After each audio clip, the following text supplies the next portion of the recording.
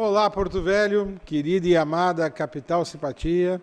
Olá, você de todo o grande estado de Rondônia, que me dá o privilégio da sua audiência. Eu sou Benito, esse é o nosso conteúdo Amazônia e estamos juntos com você, mais um dia, para encurtar distâncias, para levar até sua casa informações que agregam valor. E primeiramente, a primeira coisa é evocar aqui aí, né, sobre todos nós chegando nesse momento, as bênçãos e a presença de Deus. Que o grande arquiteto do universo sempre nos dê mais justiça, paz, perfeição, luz, força e beleza em tudo que fazemos.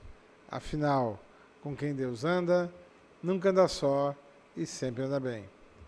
Bom, sem mais delongas, está aqui do meu lado, faz tempo que não vem aqui, Elahá, meu querido, vem aí, ele é membro da Federação Espírita Rondoniense, né? Vamos conversar hoje sobre assuntos instigantes, como a defesa psicológica, por exemplo, contra o suicídio, como lidar com a perda dos entes queridos, e outros assuntos mais, tem muitos, né, meu querido, porque o universo espírita ele é muito longo, é largo, é melhor, mais que longo ele é largo, né, é capilarizado. Você está bem, meu querido? Eu estou ótimo. Na verdade, nós, quando temos a oportunidade de conhecer a doutrina espírita, temos a oportunidade de perceber a vida por um ângulo diferente, nos faz dar a sensação de que estamos realmente sempre bem. Que bom. E hoje aqui vamos distribuir um pouco desse conhecimento aqui no programa, com certeza. Tá bom, meu querido? Tá aí, saúde. É um prazer tê-lo aqui no nosso programa, né? Vamos conversar um pouquinho, falar um pouquinho sobre o espiritismo, né? Sobre o que é o espiritismo, quais... O espiritismo kardecista, né? Porque se tu analisar bem, são várias correntes que se dizem espírita. São várias correntes. E aí vamos entender também um pouquinho sobre essas correntes, rapidamente, né? E a vocês de casa agradeço mais uma vez a oportunidade. Tá, eu vou chamar a vinheta e vamos começar a trabalhar, tá bom, meu querido?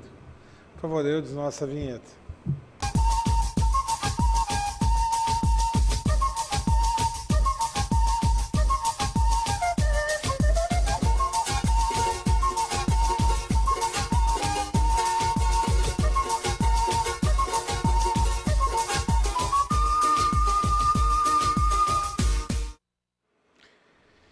Vamos lá, começando pelo princípio. Tem nos causado espécie a grande propensão, a falta de saciedade com a vida que temos visto, inclusive até por jovens, que por não se satisfazerem com a vida, acabam dando fim a ela. Esse é um fenômeno no mundo, desde que o mundo é mundo, claro. Mas parece que atualmente é voz corrente. Inclusive, vocês são, acho que são um dos patrocinadores também daquele Diz que Ajuda, né? O que você faz um pouquinho hoje? Como é que está a prevenção contra o suicídio? Bom e a dia. visão dele, né? Para o mundo espírita e como se pode evitar. Bem-vindo. Bom dia, Benito. Bom dia, Thaís. Bom dia aos nossos telespectadores. Boa noite, boa tarde. São 3 horários, né? De repente. É um prazer muito grande poder retornar aqui e nós estamos hoje para conversar sobre essas questões e realmente, como você diz, há um aumento hoje da insatisfação do ser humano. As estatísticas demonstram que a gente está vivendo um momento de acentuado crescimento da depressão e de todos esses processos que levam ao chamado vazio existencial. Várias são as causas que levam a isso. Nós temos causas mais objetivas, causas mais claras, resultantes do próprio estilo de vida, da maneira solitária como as pessoas hoje estão vivendo. Existe muito mais pessoas hoje vivendo sozinhas, há um afrouxamento dos laços em termos de afetividade, as relações afetivas elas se tornaram ao longo do tempo mais frouxas e isso, de certa maneira, tem favorecido que as pessoas se sintam mais sós. Então existe todo um conjunto de causas muito mais próprias, tem os problemas de ordem econômica por conta das exigências que a nossa sociedade tem feito em termos de emprego, de necessidade de ter dinheiro para você se manter numa sociedade cada vez mais consumista. Isso vai produzindo angústias e insatisfações. E existe também as depressões de causa difusa, que são aquelas na qual você diz assim, mas qual é a razão objetiva? E a pessoa que atravessa o fenômeno da depressão, ela não consegue precisar, ela diz, eu não sei, meu marido me ama, meus filhos me amam, eu tenho uma família estável, eu tenho vida social, não me falta dinheiro, eu tenho saúde, eu tenho tudo, mas eu sinto um vazio existencial muito grande, que é uma segunda família de fenômenos de depressão que a gente identifica no nosso mundo hoje, e esse fenômeno ele cresce.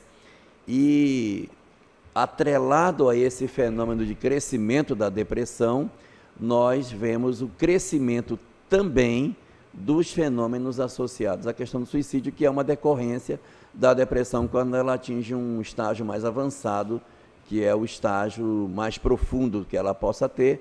Então é possível que isso conduza as pessoas ao fenômeno do suicídio. Então nós temos hoje no mundo isso, e a doutrina espírita debruçada sobre essa questão, ela tem a sua ótica particular do que promove esses fenômenos e quais as consequências do suicídio nas nossas vidas. Perfeito, é isso. Nesse sentido, né, nessa mesma linha, nós tivemos neste ano vários casos, né, de jovens tentando suicídio. Inclusive a gente teve aqui uma entrevista com um grupo que se chama Nave Porto, né, que é Sim. uma instituição que ajuda. Você liga ou você manda um e-mail e a pessoa recebe essa ajuda, né? Nesse contexto, como que vocês têm trabalhado com os jovens? Porque acredito que na comunidade espírita deve ter muitos jovens. E aí, como vocês têm trabalhado isso, esse trabalho com eles, para que eles também se sintam confortáveis e capacitados de ajudar um amigo, às vezes, que está com dificuldade? Porque como eles estão próximos, eles identificam isso de imediato, né? Como que isso é feito, esse trabalho? Apesar de eu ser secretário da federação, eu também integro o pessoal do Nave Porto. Que bacana, muito Mas, bom. então, os centros espíritas, de maneira geral, eles possuem um chamado grupo de jovens. O grupo de jovens é um grupo formado especificamente por pessoas da faixa dos 13 aos 24 anos, e nesse grupo, que frequentemente é coordenado por pessoas que também possuem uma faixa etária, se não essa, um pouco superior à faixa do jovem, nós atendemos os nossos participantes que de alguma maneira possuem essa faixa etária. Então, casos como esses de depressão, a gente acaba atendendo dentro do grupos de jovem. Mas independente disso, nós temos também pessoas que dessa faixa etária, da juventude, que não estão no grupo de jovens e que são assistidos nas outras tarefas que o Centro Espírita tem. Nós temos basicamente duas outras atividades que atendem a essa clientela. Uma são as palestras especificamente, o grupo de palestra normal, onde você pode participar e se esclarecer. As palestras são todas gratuitas, as casas espíritas possuem seus dias específicos. E nós temos um trabalho que ele é voltado exatamente para esse público. É uma tarefa específica para pessoas com depressão ou com angústia ou coisa semelhante, que nós chamamos de trabalho de atendimento espiritual. É parecido com a palestra, só que ele é mais curto, é uma palestra de 30 minutos, os assuntos são mais leves, são mais morais, não são temas mais doutrinários, mais profundos, e associado a essa tarefa de palestra, nós temos um momento em que a gente tem uns espaços para conversar com as pessoas, ouvir individualmente cada um e fazer um acompanhamento do caso de cada indivíduo. Então, essa ferramenta é a ferramenta mais adequada que nós temos. Se alguém na juventude apresenta um sinal de depressão, nós continuamos com ele na juventude e também encaminhamos para o grupo de atendimento espiritual. A pessoa participa nas duas atividades. Se é um adulto, fica na palestra e fica no atendimento espiritual. Ou, se é jovem, fica na palestra e no atendimento espiritual. Então, nós vamos trabalhando, na verdade, essas ferramentas para que a gente possa atingir. E o grande instrumento para que a gente consiga fazer com que a pessoa saia do processo depressivo é que a gente consiga ocupar os espaços do tempo, da mente dessa pessoa, com atividades mais nobres que possam dar a ela uma condição de saúde no sentido integral e ela possa se readequar, se reintegrar na sociedade da qual nós participamos. Hoje, vocês têm essa medição, né, de quantas pessoas vocês já pegaram, que vocês ajudaram, que mostraram com esse tratamento, né, a pessoa depressiva, que ela apresenta um quadro de melhora e que você vê que ela pode já passa até por um quadro que ela consegue ajudar pessoas que passam por essa dificuldade? Não, essa estatística nós não temos. Ainda, né? Mas é uma boa ideia, eu até gostei. E como eu sou do IBGE, eu acho que eu vou até pensar na ideia. Que bom. De a gente implementar alguma coisa desse tipo em termos de leitura. Mas eu posso dizer a você que nas nossas atividades do Centro Espírita, todos os dias da semana, por exemplo, nós temos atividade dessa na segunda, na quinta e na sexta em Porto Velho. Todos os dias que a gente abre nas casas diferentes, nós temos casas distintas. Quantas casas nós temos em Porto Velho? Porto Velho nós temos 10. 10 casas. Nós temos 10 casas, mas dessas 10 casas nós temos 3 especificamente que fazem um trabalho mais voltado para esse atendimento de público com depressão, essa tendência de suicídio. Pode citar as 3? Posso. A Federação Espírita de Rondônia, que fica próxima ao shopping, atrás da Cultura Inglesa, o trabalho lá é quinta-feira. Nós temos o Bezerra de Menezes, na Ladeira das Socópias, o trabalho lá é sexta-feira. E temos o Irmão Jacó, que fica na Manuel Laurentino, na esquina com a Vieira Caula, que o trabalho lá é segunda-feira. Então é segunda no Jacó, quinta na Federação, sexta no Bezerra. Todos os são às 19h30, sendo que o Jacó é às 20 horas, diferentemente. E também é na sexta-feira, então... Não, o Jacó é segunda. Segunda-feira. Sexta-feira é o Bezerra. Então, nós temos essas atividades, temos outras casas que fazem outros trabalhos, mas o trabalho específico para essa clientela é feito nesses dias. E nós não temos uma medição estatística disso, mas eu posso dizer que toda semana, na segunda, na quinta e na sexta, sempre ingressam pessoas com um problema de depressão. Toda semana tem. E a gente atende, a gente conversa, integra essas pessoas no atendimento. O esclarecimento espiritual é muito importante para que as pessoas consigam se localizar dentro desse cenário, dentro desse espaço, né? E a gente vai envolvendo a família, vai trazendo a pessoa para as atividades que ela possa desenvolver, atividade assistencial, para que ela ocupe e ela mude a sua rotina, porque se você não mudar a rotina, você vai sempre colher os mesmos resultados. A melhor estratégia para que você colha resultados diferentes é mudando a rotina. Então, você tem que mudar a forma das pessoas viverem, o pensamento. Aí você envolve a família para que você tire a pessoa do quarto. As pessoas em depressão profunda, elas têm a tendência a não saírem mais do quarto, a não gostarem de luz. Elas se escondem no quarto escuro, não querem sair de jeito nenhum. Param de tomar banho, param da sua higiene pessoal. Esse, inclusive, é um dos grandes indicadores da pessoa ter enfrentado um estágio mais profundo de depressão. Ela tem 3 estágios, né? Leve, moderada e profunda. Na leve, você convive com ela e trabalha. São aquelas pessoas que dizem, eu tenho uma coisa no meu peito, às vezes eu choro e tal, mas ela leva a vida dela, ela trabalha e ela, às vezes, atravessa uma vida inteira com aquela melancolia no peito e vai embora. Essa é a leve. A moderada é aquela que interfere na vida social, ela interfere na família, interfere no trabalho. A pessoa tem dificuldade de relacionamento, tem dias que não consegue produzir, tem dias que não consegue trabalhar, ela tem uma vida muito oscilante, são os que mais procuram um médico, são as pessoas que estão mais preocupadas em manter algum tipo de contato para a saúde sua, procuram um psicólogo. Esses são os da moderada, geralmente. E o depressão profunda é aquele que efetivamente está numa condição bem mais agravada, na qual ela se mantém dentro de um quarto, ela dificilmente sai, ela perdeu os interesses pelas coisas lá fora, ela já não trabalha mais, ela já se considera derrotada. Então, esses casos, todos eles, em que pese parecerem difíceis, eles possuem solução, né? Essa solução, evidentemente, não é uma solução só médica, nem só psicológica, nem só espiritual. Tem que trabalhar as 3 forças juntos para a gente conseguir um resultado mais efetivo. Então, apesar da gente não ter uma estatística, todas as semanas entram e a gente percebe claramente a melhora progressiva das pessoas em função do atendimento que a Casa Espírita oferece, porque nós sugerimos que ela procure um psicólogo, que procure um médico, para que não seja só um atendimento espiritual, mas que a gente junte essas 3 peças para sustentar o trabalho como um todo. Tá. É nesse ponto que eu queria tocar. Então, na verdade, além desse tratamento, existe orientação para que a multidisciplinaridade do tratamento dessa pessoa. Então, ainda tem o apoio dos psicólogos e demais.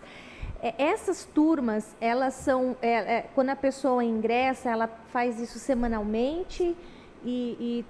Como que é feito esse tratamento? Se existe um número de pessoas para cada curso, ou para cada palestra ou sessão, não sei como vocês... Não, nós não temos um número específico. Nós temos um salão onde as pessoas elas participam de uma palestra mais curta. Nós estamos com o interesse de desenvolver agora aqui em Rondônia, em função do volume de pessoas com depressão. Eu imagino que um segundo modelo de funcionamento, que vai ser em grupos menores, entendeu? Aí você pega as pessoas que estão com depressão, seleciona e diz, não, nós vamos conversar em roda. Então, retirar as pessoas do grande grupo e levar as pessoas para grupos menores para a gente conversar. E aí você vai poder atender casos mais específicos, perda de entes queridos, que é uma coisa que gera muito processo depressivo, né? Perda do amor, que também gera muito processo depressivo. E existe aquelas de causa difusa, que são relacionadas a questões que você procura uma causa, assim, mas o que foi que detonou?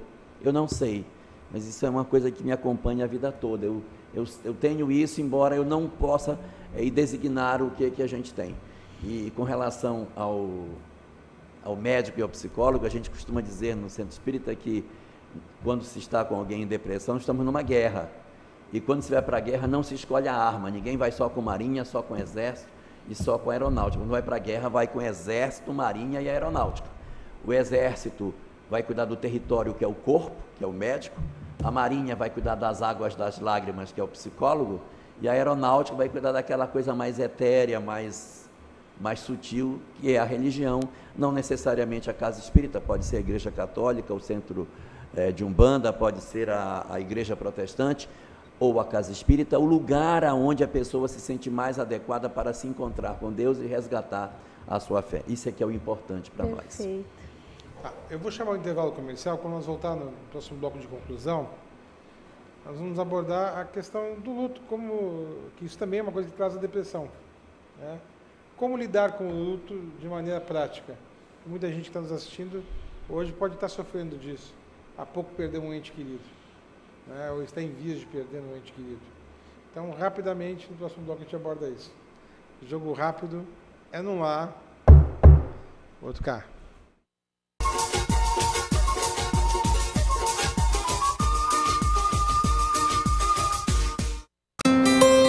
Você nunca ficou preso às fronteiras e sempre quis mais. A sabedoria sempre foi importante para você e o conhecimento nunca esteve tão próximo. Com São Lucas, sua formação te deixa muito mais perto das suas conquistas, mas é você que está no controle. Qualidade do ensino São Lucas, disponível em todo o Brasil. Inscreva-se no vestibular São Lucas. A marca do conhecimento, agora sem limites.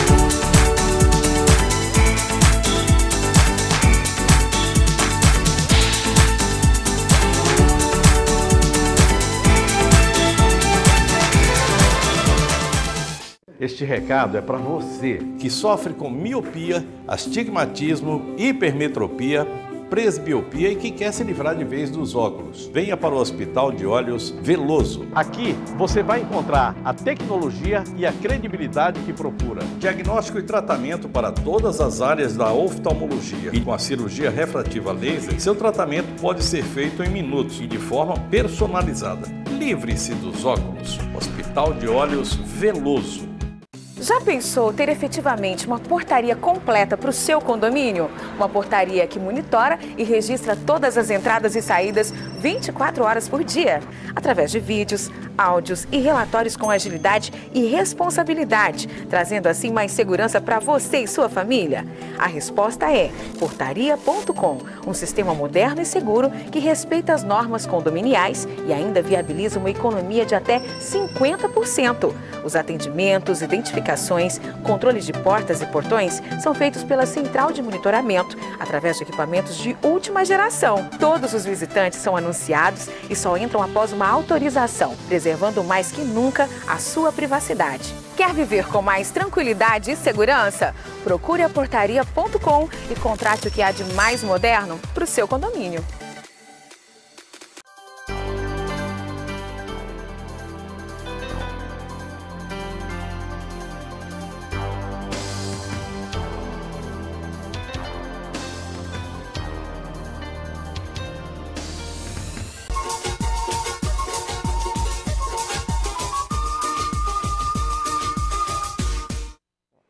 Agora nós vamos tratar luto. Como se combate o luto? Como se vê o luto de uma maneira em que se passe por ele com menos dor? Ou você é melhor, com dor sim, mas sofrimento não.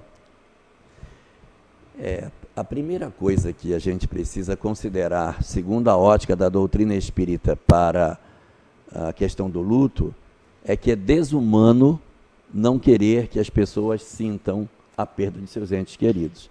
Porque em que pese você saber que a vida continua, que existe vida após a morte, você, quando tem um filho que vai estudar numa outra cidade, você chora de saudade, porque não choraria de saudade por alguém que fez a passagem para o outro lado. Então, nós entendemos da seguinte maneira, que a vida, evidentemente, isso é a base da doutrina espírita, a vida continua sim. Nossos entes queridos, em que pese nós termos a sensação de que eles estão, entre aspas, mortos, estão, na verdade, muito próximos de nós, convivem conosco, se alegram com as nossas alegrias, se entristecem com as nossas tristezas, fazem parte, muitas vezes, das nossas histórias, estão presentes nos nossos momentos de necessidade de ter um aconchego, um apoio, um acolhimento. Evidentemente, esses companheiros, segundo o que a doutrina espírita diz, não convivem diuturnamente conosco, porque eles também têm suas responsabilidades, mas os espíritos não se desvinculam de nós, uma vez que a morte não tem o poder de separar os corações que se amam. Então, por mais que a morte seja poderosa, o amor é sempre soberano. E dentro dessa ótica, dentro dessa visão que o Espiritismo nos oferece, ele nos traz 3 conselhos com relação à questão do luto. O primeiro deles é o seguinte: é lícito que a gente, ao perder um ente querido, que a gente sinta saudade, que a gente chore, que a gente lamente, que a gente se entristeça, que a gente sinta dor, sinta saudade. Isso é plenamente humano e esperado, afinal de contas nós não somos robôs para não sentir a perda dos corações que a gente ama. O que o Espiritismo recomenda é que a gente não ultrapasse a saudade na direção do desespero. Porque o desespero, sim, esse passa a ser prejudicial. Porque o desespero ele nos leva à inconformação, à blasfêmia, nos leva ao sentimento de revolta. E segundo as obras espíritas, todos esses sentimentos últimos que eu falei, qual seja, desespero, a revolta, a blasfêmia, todos esses produzem dor, tanto em quem fica como em quem vai. O espírito que parte, se ele chega lá e tem do lado de cá um grupo familiar que lamenta demais a sua partida e que se desequilibra com a sua ida, então esse indivíduo automaticamente ele se torna, por conta disso, passível de sofrimento desnecessário. Então, recomendo o Espiritismo. Quer sentir saudade? Sente. Quer chorar? Chore. Mas não se desespere. Considere que isso não se perdeu para sempre. A gente vai se reencontrar. A morte não é o fim de tudo. Nós temos a possibilidade do reencontro com aqueles que já partiram e que nos amam. E dentro dessa ótica, quem está junto de alguém que perdeu um ente querido, não fale demais, não fale muita coisa, fique perto, pegue na mão, diga que você está ali, mas não diga, não chore, não se entristeça. Deixa a pessoa sentir, deixa ela fazer contato com a dor dela. De repente a gente não sabe que histórias ela está relembrando, de coisas que são importantes para que ela faça um contato com o seu eu mais profundo. Vamos considerar uma hipótese, eu tenho de repente um filho que não amou seu pai o suficiente, e o pai partiu. E você não querer que o filho chore, você não permite que ele tenha acesso a determinadas experiências que ele precisa ter para que ele se auto-perdoe daquilo que ele fez. Então a gente precisa deixar as pessoas um pouco mais sozinhas para que elas sintam, mas dando acolhimento a elas. Pega na mão, fica junto, se tiver que falar, fala poucas palavras sempre de consolo, não deixe a pessoa só, mas não fique querendo falar demais no ouvido dela. Quem está de luto não quer ficar ouvindo muito discurso, quer colo. Então, se você tiver que falar, diga, não acabou, nós vamos nos reencontrar, e consolar a pessoa. E, ao mesmo tempo, sem violentar esse indivíduo, chamá-lo para a realidade. Às vezes você tem 6 filhos, você perde um e esquece dos 5 que ficaram. Então, resgatar nessa pessoa as responsabilidades que estão do lado de cá. Então, esse é o primeiro dos pontos que a doutrina espírita nos fala. O segundo ponto que ela nos diz é que, respeitado o tempo de luto, que varia de pessoa para pessoa, porque cada indivíduo tem o seu tempo, isso não pode dizer 1 mês, 2 meses, 6 meses, depende de cada um, mas respeitado o tempo de luto em que a gente tem que viver todas essas fases de reflexão, da inaceitação, da revolta, às vezes que acontece, da inconformidade, até que a gente acomode e se asserene. Depois que isso acontecer, depois que passa esse período mais pesado do luto, que nós não transformemos as nossas casas em museus. Porque existem algumas famílias que trancam a porta do quarto e tudo que era do filho fica guardado. O lápis que ele usou, a tarefinha aberta onde ele deixou, a roupa suada que ficou em cima da cama, e acaba mantendo uma relação muito próxima com a história e não consegue atravessar essa ponte. A gente precisa atravessar essa ponte. Então há pais que criam uma espécie de mausoléu dentro de casa, aí entram no quarto, se abraçam com as coisas, chora, e não consegue caminhar, ou seja, fica congelado no tempo, sem conseguir caminhar. É preciso que a gente, depois de um tempo que a gente já tenha vivido essas experiências, a gente comece o processo de deslindamento, de desligamento daquilo que não é necessário. Então, entre os objetos que pertenceram ao ente querido, há alguns que são muito fortes, que são muito importantes. Tem que guardar. Uma roupa, um objeto, uma coisa que ele gostava, olha isso aqui, nossa, fulano gostava muito, guarda, faz parte da nossa história, faz parte da nossa vida. Mas existem coisas que não têm um vínculo direto com ele. O que não tiver, passa para frente, desfaz. E só a pessoa que pode saber o que ela tem, que necessariamente precisa ficar, e o que precisa ir. Então a gente tem que passar até para que as coisas circulem, para não ficar tudo coagulado dentro de casa. Então esse é a segunda. E a terceira recomendação é que a gente retome as nossas vidas, que a gente não queime as pontes para frente, que a gente, depois desse período que é normal, que a gente passa, que a gente recomece a nossa estrada, e aprendendo a lição que ficou para trás com a perda do ente querido. Há muitas pessoas que, depois da perda de alguém, refazem as suas vidas e criam atividades extremamente interessantes a partir da dor que sofreram. Eu dou aqui um exemplo, a mãe do Cazuza, que depois que ela perdeu o filho, ela criou uma ONG para atender especificamente pessoas ligadas à questão da AIDS. E não estou falando especificamente disso, mas que a gente pergunte o que meu filho, o que meu ente querido gostaria que eu fizesse. E honrando a memória desse ente querido, que a gente viva de maneira que seja coerente com aquilo que ele gostaria que a gente fizesse. Dou um exemplo prático disso. A gente perde um pai que a gente ama tanto, perde uma mãe que a gente ama tanto, e aí vem a partilha dos bens, vira um inferno entre os irmãos.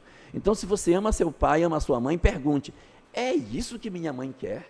Que a gente se divida, que a gente se odeie, que a gente se desgaste por conta, às vezes, de uma herança que é quase nada, que não vale o desamor, o ódio e a violência que a gente vai viver. Então, que a gente respeite a memória dos nossos entes queridos e viva de maneira que os faça felizes. Que a gente faça com que eles, do lado de lá, se tornem honrados pela vida que nós vivemos a partir do conhecimento que a gente tem.